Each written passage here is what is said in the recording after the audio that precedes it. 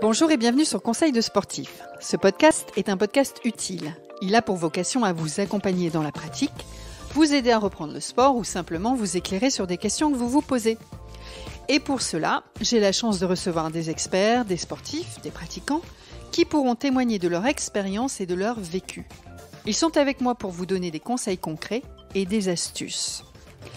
Alors ce matin, j'ai invité Céciliane pour partager un thé, un café, et discuter d'un sujet qui nous concerne tous et toutes. Attention, roulement de tambour. La motivation à faire du sport, à se bouger, alors surtout au mois de novembre. Ce qui me bloque vraiment quand j'ai la flemme, c'est la météo. Il faut que je commence par faire ça de ma journée, sinon c'est mort. C'est vraiment le fait de me sentir mieux et d'avoir pris du temps pour faire quelque chose pour moi. Parce que quand il fait froid ou pluvieux, ça me tente moyen. Ce qui me motive, c'est de savoir qu'après, je vais me sentir mieux. L'idée de retrouver la ligne et de me bouger avant l'été est souvent un élément déclencheur. J'écoute la petite voix à l'intérieur qui me dit « Mais cours, Forest, cours !» Alors avant de commencer, j'ai envie de vous dire que nous ne sommes pas allés chercher 1001 astuces d'influenceuses. Alors j'ai rien contre les influenceuses, attention. Pour qui c'est si facile de se lever à 5h du matin, elles sont toujours belles, elles sont toujours fraîches, toujours motivées à manger du quinoa par -5 et s'enchaîner des séries de squats en faisant des selfies dans un environnement feng shui. Bonjour Céciliane. Salut Sandrine. Ça va ce matin ? Bah écoute, oui. Tu m'as fait rire avec tes squats dans un environnement feng shui. Tu fais pas ça toi peut-être ? Je suis pas sûre que ce soit feng shui. Bon, alors c'est thé ou café ? Alors moi c'est plutôt thé là, un petit thé aux fruits rouges. Ça sent bon. Ça marche. On va démarrer avec ta présentation, parce qu'il y a des personnes qui nous rejoignent aujourd'hui, même si tu as déjà fait des podcasts avec nous, mais effectivement, il y a des nouveaux auditeurs. Donc, je t'écoute. Qui es-tu, Céciliane ? J'ai 29 ans et j'ai été coach sportif pendant 10 ans. Je me déplaçais à domicile pour faire du sport justement à des personnes pas hyper motivées. Je faisais plutôt des activités type pilates, relaxation, stretch. Bref, quand je partais de chez eux, ils se sentaient trop bien. Et depuis peu, je suis rédactrice pour le site Conseil Sport de Decathlon. Donc cette fois-ci, je motive plus en vrai, mais je motive par écrit et par la parole. Alors ma première grande question, et je pense que c'est une question que tout le monde se pose, pourquoi c'est si difficile de se motiver à faire du sport ? Ah là là. Et tu sais, même en étant coach sportif, tout le monde pense « Ah, elle est coach, elle doit faire du sport tous les jours. » Ben non, il y a des moments, j'ai des coups de mou aussi. Mais alors, souvent, ce que j'entends, c'est « Oh, j'ai pas le temps, j'ai autre chose à faire. » ou « J'ai pas le matériel, j'ai pas d'idée. Je sais pas quelle activité faire. Je suis trop fatiguée. » On a toujours une bonne excuse, finalement. J'en ai déduit que c'était peut-être le cerveau le problème. C'était peut-être notre mental finalement. C'est peut-être lui qu'il faut qu'on drive. Enfin, c'est lui qui nous fait nos excuses, qui nous les construit. Et ça va être à nous de les déconstruire. Si je te comprends bien, finalement, avant de travailler sur ton corps, il faut travailler ton mental. Ah mais grave, ouais. Ce que je te propose, Céciliane, c'est de partager ensemble, d'échanger sur des tips, des astuces de motivation à faire du sport qu'on a peut-être pratiqué l'un et l'autre. Moi, j'ai un exemple en tête. Si je peux aider des gens à faire du sport. C'est ce que je suis en train de mettre en place. Enfin, j'ai mis ça en place depuis quelques jours et je trouve que ça marche très bien. En fait, je vais conduire mes enfants à l'école, à pied. J'enfile des baskets, voilà, des baskets de marche ou des baskets de jog. Et à l'issue, après les avoir déposés à l'école, je file directement faire ma marche ou mon jogging. Voilà, en même temps, dans la foulée. Comme ça ça perturbe pas dans mon planning de la journée. Ça prend 40 minutes, 45, tu peux faire plus, tu peux faire moins si tu as le temps. Mais en tout cas, moi, du coup, je suis fraîche, dispo et motivée à allumer mon ordinateur et à faire ma journée de travail et sans culpabiliser dans la journée en me disant « Oh là là, mais quand est-ce que je vais faire mon sport ? Quand est-ce que je vais faire mon sport ?» Qu'est-ce que tu en penses ? En fait, tu t'es créé une routine et je pense que la routine, c'est pas évident à mettre en place. Il faut être patient parce que ça peut mettre 3-4 semaines à se mettre en place. Mais se créer une habitude, c'est vraiment le truc qui fonctionne. Mais après, il y a autre chose. Il faut aussi que ton habitude, elle soit réalisable. Si tu t'imposes un truc alors je vais faire ça de 5h à 6h du matin et que t'es pas du tout du matin, enfin, tu mets pas toutes les chances de ton côté pour pouvoir continuer cette routine. Et puis la deuxième chose, c'est surtout faire une activité que t'aimes bien. Parce que si tu t'imposes encore une fois, je sais pas, le jog parce que c'est accessible, mais en fait, t'as horreur de courir, bah c'est pareil, tu risques d'au bout de 3 semaines dire ouais c'est bon, en fait j'aime pas, ça me saoule. Donc vraiment faire une activité qui te plaît et l'installer dans ton planning, mais que ce soit vraiment réalisable, quoi. Donc ça c'est top, c'est bien. Il y a une autre chose auquel je pense, en fait, c'est de s'accorder les pauses. Je me dis que, voilà, c'est bien de mettre cette routine sport en place 2-3 fois par semaine. Après, ça dépend des uns et des autres, hein. Mais c'est de s'accorder des pauses et sans culpabiliser. Moi, par exemple, je sais que le week-end, je ne ferai rien. Parce que, voilà, c'est comme ça, c'est ma pause. Et par contre, je sais que le lundi, je vais repartir hyper motivée à reprendre ma routine. Qu'est-ce que tu en penses? Tu crois qu'il faut aussi faire des breaks comme ça et pas faire tous les jours? Bah, je pense que ça dépend des personnes. J'ai une amie, elle me dit, mais moi je suis un robot. Elle a besoin de faire du sport, c'est son corps qui réclame, voilà. Puis il y a des personnes, moi par exemple, j'ai aussi besoin de pause. J'ai besoin de mon dimanche tranquille. Faire des pauses, ça fait aussi partie de l'hygiène de l'entraînement. vie. Ouais, de l'entraînement, c'est en fait, elles sont bénéfiques, ces pauses. Ouais, exactement. Tu le vois même chez les sportifs de haut niveau, la récupération, elle fait partie de leur entraînement. Je vois pas pourquoi pour des sportifs amateurs, on pourrait pas aussi à un moment se reposer sans culpabiliser. Le corps, il a besoin de ça. Et puis c'est surtout, si t'en fais trop, encore une fois, mais tu vas t'écœurer, quoi. Donc si le dimanche matin t'as pas envie d'y aller, mais à un moment, écoute-toi. Je pensais à autre chose. Est-ce que tu penses qu'il y a des références? Alors quand je dis références, c'est de la lecture, des films, des documentaires, des podcasts, des articles à lire qui pourraient être inspirants, motivants pour faire du sport? Moi, j'en ai quelques-uns en tête. Tu vois, je me dis, tiens, je vais me regarder Le Grand Bain et Dirty Dancing tous les matins et je vais être formidable. Et toi, qu'est-ce que t'en penses? J'adore. C'est vrai qu'il y a des films comme ça, inspirants. Alors, pas forcément uniquement à faire du sport, mais juste t'as envie d'aller casser la baraque, quoi. J'ai des films en tête là qui me viennent. Par exemple, le coach. Alors, je sais plus dans quel film c'est. C'est dans L'Enfer du dimanche. T'as le coach dans les vestiaires avec tous les mecs qui vont faire, je pense que c'est du football américain. Et il est là, je sais pas combien de temps ça dure, mais ça monte. Puis il y a la super musique américaine derrière qui fait que l'émotion est là également. Et puis les gars à la fin, mais t'as envie d'être sur le terrain avec eux tellement le coach il t'a galvanisé, il t'a motivé. Et en fait, j'ai remarqué que même quand je regarde un film, je sais que le cerveau il est pas capable de faire la différence entre ce qui est vrai et ce qui est de la fiction. Et en fait, quand tu regardes quelque chose de motivant comme ça, même si t'es pas intimement concerné, derrière, t'as vraiment envie de bouger, quoi. Donc, moi, je reste persuadée qu'il y a des films, c'est comme Rocky VI. Rocky VI, quand le Rocky parle à son fils. Alors là, moi, quand j'ai découvert cette réplique, cette longue réplique, il lui dit que des choses positives sur sa personne et tout, qu'il ne doit pas se faire écraser et tout ça, c'est énorme. Et à la fin, il lui dit, tu vaux mieux que ça. Mais tu vois, tous les matins, on devrait se dire ça, tu vaux mieux que ça. Il y en a même une. Face au miroir ou pas? Comment? Devant le miroir, ouais, carrément. D'accord.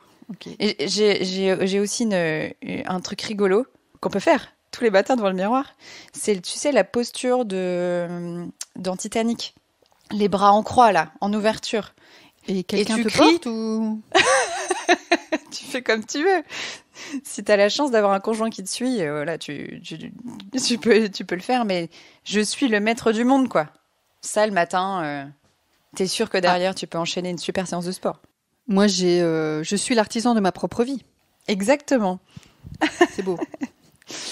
Et après, t'as d'autres rêves, des bouquins, par exemple? Ouais, des podcasts. Enfin, il y a des, on va dire, nos amis du podcast Les Conquérantes, qui est bien sympathique aussi. Avec des portraits de femmes sportives. C'est hyper inspirant. C'est des femmes qui racontent leur histoire et qui sont d'un positif et d'un enthousiasme. C'est hyper motivant et inspirant, c'est clair. Et j'ai aussi ça me fait penser à un livre, Miracle Morning.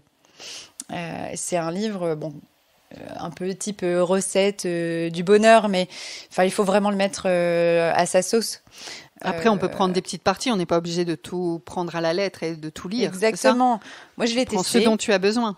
Voilà, je l'ai testé et dans cette routine, donc pour expliquer, c'est une routine à faire de préférence le matin, mais après tu le fais un peu comme tu veux. Il propose de faire son sport le matin, de faire de la méditation, d'écrire, de lire, et dans cette routine, il y a également se dire des phrases positives. Et en fait, ce bouquin, quand tu le lis, il est plein de motivation, il est plein de dynamisme, il est plein d'enthousiasme. Donc, ce livre-là, il m'a vraiment aidé à créer cette routine. J'ai compris l'importance d'une routine et pourtant, tu vois, je suis coach et j'arrivais pas à me le mettre en place. Ça m'a aidé à comprendre l'intérêt.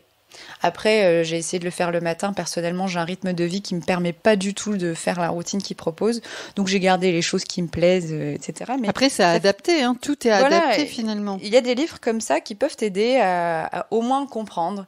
Et ensuite, tu peux être maître de ce que tu veux mettre en place, quoi. Je parlais des conquérantes en podcast, mais c'est vrai qu'il y a d'autres podcasts aussi sur entre guillemets, le développement personnel, mais il y a des petits épisodes comme ça pour te booster en énergie, happy, positif. Enfin, il y a pas mal de choses qui existent. Hein. Et il y a une autre question, c'est, c'est pas une question, mais souvent on entend ouais, mais bon, il est trop tard pour reprendre. Ça fait 10 ans que j'en ai pas fait. Je sais pas, j'ai 40 ans ou même voire plus. C'est trop tard pour reprendre. Qu'est-ce que t'en penses, toi? Moi, je me dis qu'il y a quand même pas de fatalité, quoi. Ce serait dommage de pas reprendre. Il est jamais trop tard pour reprendre. Pour moi, c'est vraiment ce qu'il faut retenir, parce que même après 10 ans d'arrêt, pour X ou Y raison, voilà, on a tous une vie différente. On s'arrête de faire du sport, et en fait, il y a cette petite voix dans la tête qui nous dit ouais, mais là, ça fait vraiment longtemps. Je reprendrai demain. Là, il me manque ci, il manque ça. Et là, les excuses, ça commence à tourner. Et en fait, il faut dire stop à tout ce genre d'excuses et se lancer. Parce que plus on va reculer le moment et plus on va avoir des excuses et de l'appréhension à reprendre. Et finalement, on se sent tellement bien quand on a repris. On est tellement fiers de nous qu'on se demande pourquoi on n'a pas repris plus tôt. Donc, conclusion, il n'est jamais trop tard pour reprendre. Ah non, ouais, vraiment, il n'est jamais trop tard, même si 20, 30 ans, même si on n'en a jamais fait. Mais par contre, il faut faire vraiment attention à reprendre de manière progressive. Je reviens à ce qu'on disait au début, il ne faut pas s'écœurer. Donc, faire de manière progressive. Et puis le corps, il faut aussi qu'il se prépare. Enfin, c'est pas une machine pour le coup. Trouver la bonne activité, surtout celle que l'on aime. Et du coup, ça fait transition avec... tu vois, moi, j'ai des amis qui ne sont pas forcément très sportives, qui n'ont pas fait de sport depuis vraiment longtemps. À chaque fois qu'elles s'y remettent... elles vont s'y remettre à fond, comme tu le dis, puis ça va très vite s'arrêter. Est-ce que la solution, quand même, pour elles, c'est pas d'avoir un accompagnement? Alors, quand je dis accompagnement, j'entends aussi bien un vrai coach quand c'est possible, à la maison ou en salle, ou une application de sport. Enfin, tu vois, d'avoir quelque chose qui, du coup, t'engage, un engagement moral et financier. Je pense que c'est une bonne idée. Encore une fois, tout dépend de comment toi, t'aimes bien pratiquer. Mais c'est sûr que quand tu as le coach, par exemple le coach sportif qui se déplace à domicile, que tu aies envie ou pas envie de faire du sport, lui, il est là. Donc, pour moi, c'est le remède à la motivation. Enfin, quand toi, tu l'as pas, lui, il l'a pour toi. Donc, c'est clair que si t'as Et souvent, le coach est beau, en plus. Ou belle. Ou belle. Bah oui, parce qu'ils sont pleins de vie, ils dégagent de la sérénité et de la joie, parce que le sport, ça permet tout ça. Donc c'est vrai que le coach, c'est une solution. Mais après, ça peut être très bien, comme tu disais, l'application préférée. T'as ton rendez-vous à toi. Tu sais que à ce moment-là de la journée, tu vas faire ton sport grâce à l'application, parce que ça te donne des idées, parce que ça te cadre une séance et que tu vas pas faire 1h30. C'est cadré. Après, il y a le coach en salle, évidemment. C'est un peu moins personnalisé, mais il y a des coachs qui ont quand même une force de donner justement de la joie, de la motivation. Ils arrivent à dégager ça, donc il faut profiter. Donc c'est bien ce que je pensais. Ça marche. Donc l'autre jour, tu me parlais de mantra et de phrases positives. Qu'est-ce que tu me dis là-dessus ? Moi, je dis que la motivation, c'est un état d'esprit et ça se cultive tout le temps. Et l'état d'esprit, il faut qu'il soit bien sûr positif. Donc, il faut toujours entretenir son côté positif, avoir voir le verre à moitié plein et être rempli de bienveillance. Donc, chaque matin, tu peux te répéter des phrases positives. Et moi, franchement, je l'ai fait. Et j'ai vraiment constaté que ça m'a galvanisée. Et chaque matin, tu vois, j'étais de bonne humeur. Au moins ça. Du coup, j'accueillais les choses différemment et je continue d'accueillir les choses vraiment du côté positif. Je pense que ça peut aider certaines personnes. Maintenant, j'ai pas des phrases toutes faites. Je pense qu'il faut se faire les phrases positives qui nous convient à nous. Tu vois, une phrase positive, ça peut être je suis l'artisan de ma vie. Enfin, c'est la mienne de phrase, s'il te plaît. Ah oui, c'est vrai, pardon. Je suis l'artisan de ma propre vie. Ça, c'est à moi, c'est déposé. Mais ça peut être une phrase, évidemment, donc tournée de manière positive et souvent, et surtout, à la première personne, quoi. On se parle à nous et au présent. Ça marche. Merci, Céciliane. Merci, Sandrine. J'espère que je t'ai donné envie, là. En phrase positive, je vais te souhaiter une bonne journée. Oui, bonne journée, belle journée. Profite. Allez, tu seras contente après. C'est tout le temps en fin de journée, vers 18-19h. Ouais, en fait, je sens que ça me fait du bien, vraiment. Bref, j'ai honte, mais je ne suis pas sorti courir. En fait, je ne fais jamais de sport seule. Ce qui fait qu'aujourd'hui, j'ai réussi à faire mon sport, c'est que je me suis motivée à y aller avec une copine. Voilà mes petites astuces. Alors, si vous avez aimé ce podcast, n'hésitez pas à le partager à vos amis, votre famille, sur vos réseaux. Vous pouvez aussi nous laisser un commentaire sympathique et des étoiles, de préférence 5 sur Apple Podcast. Vous n'oubliez pas d'aller écouter les histoires de sportifs by Decathlon, parce que là aussi, il y a des belles histoires de femmes inspirantes. Moi, je vous laisse là. Je vais aller me citer quelques phrases positives devant le miroir en ouvrant les bras comme dans Titanic. Bonne écoute et à bientôt.